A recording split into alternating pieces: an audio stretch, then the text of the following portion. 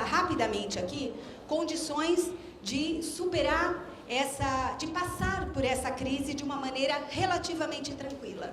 Então, um indicador importante é a quantidade de reservas internacionais que nós temos, que nunca nós tivemos tanto dólar em caixa, ou seja, a gente consegue saldar os compromissos, ter segurança, porque nós temos uma quantidade de reservas bastante grande. Nós também temos algo que a gente precisa olhar com cuidado, que é o aumento do endividamento. Por quê? Como o dólar está o real está muito valorizado, então vale a pena pegar empréstimo de fora. Então, o endividamento externo, privado, tem aumentado muito. Qual é o cuidado? Eu não sei aqui, mas os mais velhos, talvez, possam se lembrar, quando a gente ia para o embate, a gente dizia que o maior problema do Brasil era o endividamento externo. Vocês lembram disso?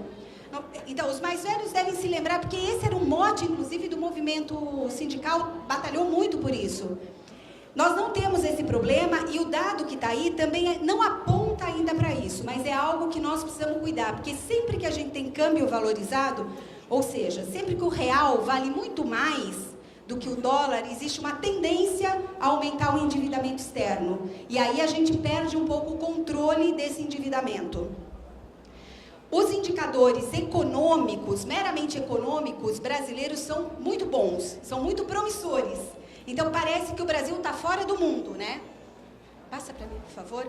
Olha, o PIB, aqui nós temos o quadro, está vendo ali o PIB negativo, que é zero, né? Na verdade, é o de 2009, foi quando, de fato, a crise ficou muito intensa. Então, houve uma queda na produção nacional muito grande, que se refletiu no PIB, que o PIB é o tamanho da riqueza do país, que a gente mede todo ano, tá certo? É tudo o que o país produziu. A gente transforma isso num indicador chamado Produto Interno Bruto.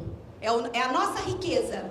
Então, em 2010, nós produzimos muita riqueza, o nosso PIB cresceu lá 7,5%, e em 2011 nós já batemos quase 4%. Portanto, o PIB deve ficar entre 4,5% em 2011. Menor que 2010, mas continuamos crescendo. Porque esse número de crescimento é sempre de um ano em relação ao ano anterior. Então, assim, crescer 7% quando você não tinha crescido nada é uma coisa. Crescer 4% em cima do que você já tinha crescido 7% é um crescimento bastante considerável.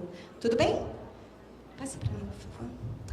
Aqui é a despesa de consumo, o investimento do país. Todo mundo, vocês devem estar ouvindo economistas dizendo que o problema do país agora é a questão da poupança, a questão do investimento. Nenhum país cresce se não tiver investimento, e é verdade. Nós estamos falando na ordem aí, que um país, para ter crescimento sem inflação, precisa ter aí 24% do PIB em investimento. Nós estamos na faixa de 19%. Então, qual foi a solução caseira? Foi mais salário e nós passássemos pela crise de uma maneira mais tranquila. Aqui está a nossa fragilidade. E é uma fragilidade econômica, mas ela é uma opção política. Qual é a nossa fragilidade? Nós temos a taxa de juros mais alta do país. Por que a taxa de juros é super importante? Aqui tem um monte de funcionário dos servidores públicos, né, que entendem bem isso. A taxa de juros, primeiro que ela é a base para toda a economia. Então, todos os outros juros que são cobrados se referenciam nessa taxa básica de juros. Além disso, os títulos públicos, que é como o governo também se financia, são pagos baseados na taxa básica de juros. Então, se eu aumento a taxa básica de juros, a dívida pública nacional aumenta muito. Em consequência, a dívida pública estadual e municipal. Então, quanto mais o governo aumenta os juros, mais ele tem que pagar dívida. A dívida dele fica mais cara. Ora, se o governo tem que pagar mais para rolar a sua dívida, significa o quê? ele tem um orçamento só. Se ele tira para pagar juros, ele vai ter que tirar de algum lugar. E nós sabemos exatamente de onde ele tira. Tira de onde ele pode ajustar. No pessoal, nos servidores, nas políticas sociais, que é onde ele pode mexer, tá certo? E o investimento já é tão baixo que nem tem como tirar, mas ele tira daí também. Então, isso aqui para a gente é uma fragilidade enorme. E a questão do câmbio. O câmbio, aí você aumenta a taxa de juros, você traz mais dólar para o país. Quando você traz mais dólar para o país, o real fica mais caro. E o dólar fica mais barato. Então, você valoriza o câmbio. Quando você valoriza o câmbio, você fica com mais dificuldade para exportar, porque os produtos brasileiros ficam mais caros. Então, isso que vocês estão ouvindo, olha, o país corre risco de desindustrializar. Então, tem um risco que é, se o câmbio continuar desta forma ou valorizar ainda mais, de fato fica mais barato comprar produtos de fora do país do que produzir aqui no país. Então, essas são as nossas duas fragilidades. E por que eu disse que isso... Pode passar para mim. Que não, são fragilidades econômicas, mas que tem a ver com opção política. Porque a opção de política macroeconômica adotada pelo governo, e não foi por esse governo, adotada pelo governo Fernando Henrique Cardoso, mantida pelo governo Lula e mantida agora pelo governo Dilma, ela se baseia num tripé. É o que a gente chama em economia de um tripé. Superávit primário, para pagar dívida, controle da inflação e câmbio flutuante. Então, não interfere no câmbio, deixa ao sabor do mercado. Você tem como meta principal o controle da inflação. Aí, o controle da inflação mais ortodoxo que se tem para fazer é aumentando taxa de juros. Quando você tem na economia uma única meta, que é controlar a inflação para o centro, você só pode fazer isso aumentando juros. Então, por isso que eu digo que é uma opção política. Você volta só um pouquinho para mim? O que nós estamos olhando... Acho que eu preciso passar mais rapidinho, né? O que nós estamos olhando é que a política econômica não dá mão. No Brasil, o cenário mais provável é que não haja grandes alterações na política econômica. Ou seja, nós continuaremos convivendo com esta opção política, com este tripé, portanto, enfrentando esses problemas. Uma busca maior da convergência da inflação para o centro da meta, um controle da demanda, que é essa história de você controlar o consumo, então diminui a possibilidade de crédito, diminui a renda disponível no país, ou seja, diminui os salários. Isso tem um rebatimento direto nas negociações coletivas agora para o segundo semestre. E o mercado interno continua aquecido, menos do que em 2010, mas permanece aquecido. Você passa para mim, por favor? O que nós apontamos, e que acho que vale a pena, é que a inflação, ela é um fenômeno mundial. Nós, no Brasil, embora muitos dissessem que nós tínhamos uma inflação de demanda, ou seja, olha, as pessoas estão comprando demais, não tem produto suficiente e causa inflação. Nós abrimos todos os indicadores de inflação e o que nós vimos é que esta inflação do primeiro semestre, ela foi uma inflação mundial. Ela foi basicamente de commodities, que são os produtos que são comercializados internacionalmente, então soja, petróleo, tá certo? E ela estava fora do controle da política nacional. Mas vocês também devem ter ouvido o governo, na figura do Banco Central ou do próprio ministro da Fazenda, e vários analistas dizendo, olha, está na hora dos trabalhadores não pedirem tanto aumento, porque isso está inflacionando, está causando inflação, o aumento real está maior do que a produtividade da economia, isso não é possível, tá certo? Então, nós levantamos todas as informações, e vocês podem ter depois isso, todos os dados. A inflação não era de demanda. nós não estamos consumindo demais. A gente pode continuar pedindo aumento, tá certo? Eu vou mostrar por quê. Passa para mim, por favor. Também pode passar.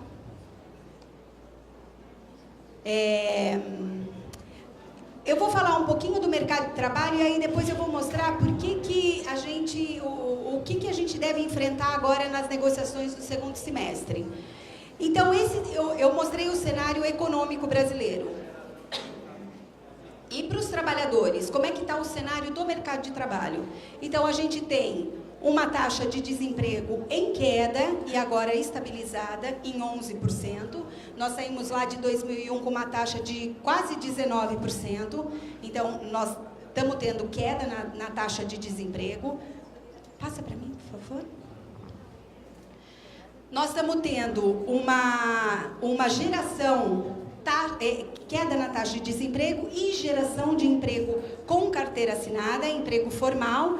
Em 2010, nós tivemos 2.900.000 postos de trabalho formais gerados. E esse ano a gente já acumula 1,6 milhões de postos de trabalho. Então, existe a criação de postos de trabalho no país. É um momento muito favorável, que há muito tempo a gente não via isso, né? Anos seguidos ter geração de emprego. Se a gente olhar esse gráfico, olha, se vocês olharem essa curva vermelha, pontilhadinha, isso é a massa salarial. A gente olha essa curva, nós estamos vendo que a massa salarial tem crescido. Ela tem crescido porque tem gerado emprego. Então, mais trabalhadores, mais massa salarial total.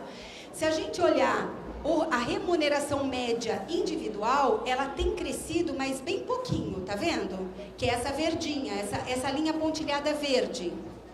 O que significa isso? Nós temos gerado emprego, mas nós não temos aumentado tanto os salários, a remuneração média, tá certo? A gente aumenta a massa de salários total, mas a remuneração de cada trabalhador cresceu, mas ainda cresceu pouco. Passa para mim. Bom, a expectativa é de que nós continuaremos tendo esse cenário, então, de geração de emprego, estabilidade na taxa de desemprego. Passa, por favor. Vamos continuar tendo o problema do ataque aos reajustes salariais. Então, eu acho que vale a pena a gente desmistificar um pouco essa história da inflação versus salários. Então, a inflação, nós temos todos os dados detalhados, que eu não vou entrar aqui porque é muito detalhamento, de que não é uma inflação de consumo, de demanda, ela é uma inflação que está fora do controle dos trabalhadores, tem muito mais a ver com as taxas, com as tarifas públicas e com o preço do petróleo, do trigo, da soja. E a valorização dos salários também, em momento nenhum, passou a produtividade. Passa para mim, por favor. Então, aqui, essa planilha mostra que tanto é verdade que não tem inflação de demanda, que ela já está voltando para o centro da meta, como tem um cenário de recessão mundial, a inflação está voltando para o centro da meta. Então, a inflação não era doméstica, não era nossa a inflação era do mundo, tá certo? A produtividade, esse gráfico aqui mostra a produtividade da década de 2001, olha lá, 2001 a 2010. O maior ganho de produtividade foi na década de 90. Foi mais de 100% de diferença entre o ganho de produtividade e o ganho dos rendimentos. Eu nem considerei isso aqui, nem estou considerando, mas se a gente olhar só a década, nós vamos ver que ainda assim a produtividade da economia é maior do que o crescimento real dos salários. Nós temos uma margem ali de pelo menos 8%. Então, a rigor, nós deveríamos ter pelo menos 8% de aumento real pela produtividade da economia. Bom, aqui são os cenários da negociação coletiva para o segundo semestre, que é um pouco do que eu já falei. Nós teremos embate, principalmente para quem negocia agora em agosto e setembro.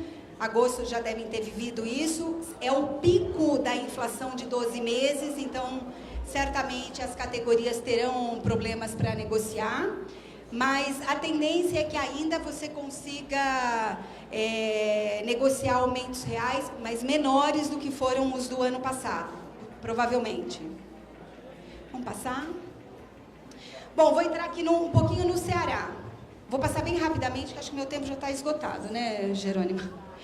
Ó, o produto interno, a riqueza gerada no Ceará, ela, em 2010, atingiu 75 bilhões. Ou seja, ela teve um crescimento de 7,9%. Vocês se lembram que eu falei que o Brasil, em 2010, cresceu 7,5%. 7,2%. O Ceará cresceu quase 8%. Portanto, o Ceará gerou mais riqueza.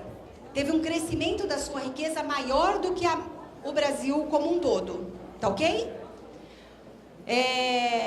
No primeiro trimestre de 2011, o Ceará também apresentou crescimento maior do que o crescimento brasileiro, da sua riqueza. Portanto, nós podemos dizer que o Ceará é um estado, na atualidade, próspero, gerando riqueza. Sem carteira assinada, esse é um enorme desafio. Nós temos 8 milhões de desempregados nesse país ainda, então não é pouco, é um grande enfrentamento. Nós temos que a cada 3 horas e meia, um trabalhador morre de acidente de trabalho, pelas estatísticas que nós temos, que pode estar, inclusive, subdimensionada. E nós temos ainda uma enorme desigualdade no mercado de trabalho, que é aquilo que eu falei. As mulheres ganham menos e os negros ganham ainda menos. Então, nós precisamos fazer esse enfrentamento. E a questão da organização sindical, que aí eu vou deixar, e fortalecimento, que eu vou deixar para que o Wagner vai tocar nisso. Gente, Desculpa a mesa, Wagner, desculpa ter ultrapassado o tempo. Eu peço desculpas ao plenário, que foi tão